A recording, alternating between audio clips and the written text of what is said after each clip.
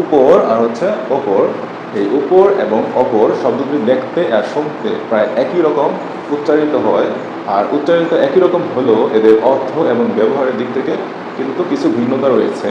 যেমন উপর যদি এই শব্দটা দেখি, এই উপর শব্দের অর্থ হচ্ছে কি কোনো কিছুর উপর বা কোনো কিছুর উঁচু অংশ বা স্থান বলতে বোঝায়। কোনো কিছুর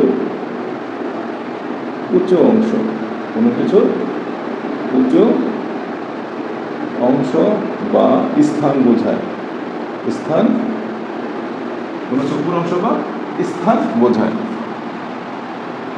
স্থান বোঝায়। এই ক্ষেত্রে এই উপর সাধারণত ব্যবহার দিক বলতে যেমন পদ, পদবী, এরকম কিছু পদ বা অবস্থানগত দিক থেকে সাধারণত এই উপর শব্দটা ব্যবহার করা হয়। যেমন সে আমার থেকে উপরের পদে আছে, এরকম বোঝায়। যদি আমরা একটা এক্সাম্পল দিই উপরের, যেমন উপর এর একটা যদি এক্সাম্পল দেই, সে আমার উপর বসে আছে, বসে আছে।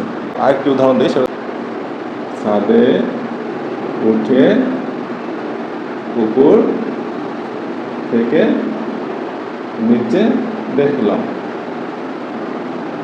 এটাও বলা যায়। সে আমার উপর বসে আছে বলতে এখানে পদ অবস্থানগত দিক বোঝানো হয়েছে। এই উপর অর্থ ব্যবহার হচ্ছে কি এখানে পদ বা পদবী হিসাবে, এখানে পদ বা পদবী হিসাবে, এটা হচ্ছে উপর থেকে কোনো উঁচু স্থান থেকে বোঝানো হয়েছে।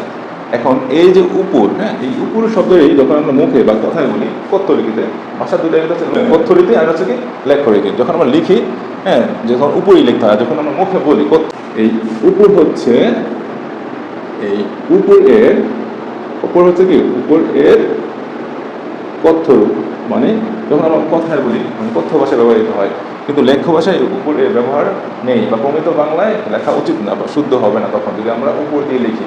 যেমন যদি আমরা লিখি এখানে তুমি তো আমার উপর রাগ করেছো, সেক্ষেত্রে আমরা মুখে বলার সময় যেমন এই উপরের উচ্চারণ প্রায় উপরের মধ্যেই শোনায়, এই জন্য আমরা বলি তুমি আমার উপর রাগ করেছো, ও বলতে যায়। যেমন আমরা যখন কথ্য ভাষায় লিখবো, তখন কথ্য ভাষায় লেখা যায় যে কি, যে তুমি তো আমার উপর রাগ করেছো,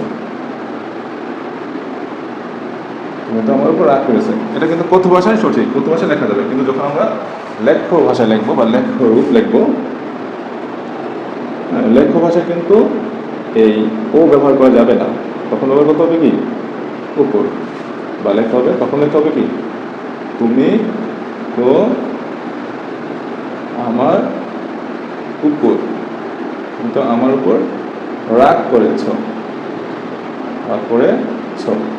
সেক্ষেত্রে কিন্তু এটা লিখতে হবে লেখার ক্ষেত্রে। কিন্তু আমরা লিখিত রূপ যদি এটা লিখি তাহলে কিন্তু ক্লোজ হবে না।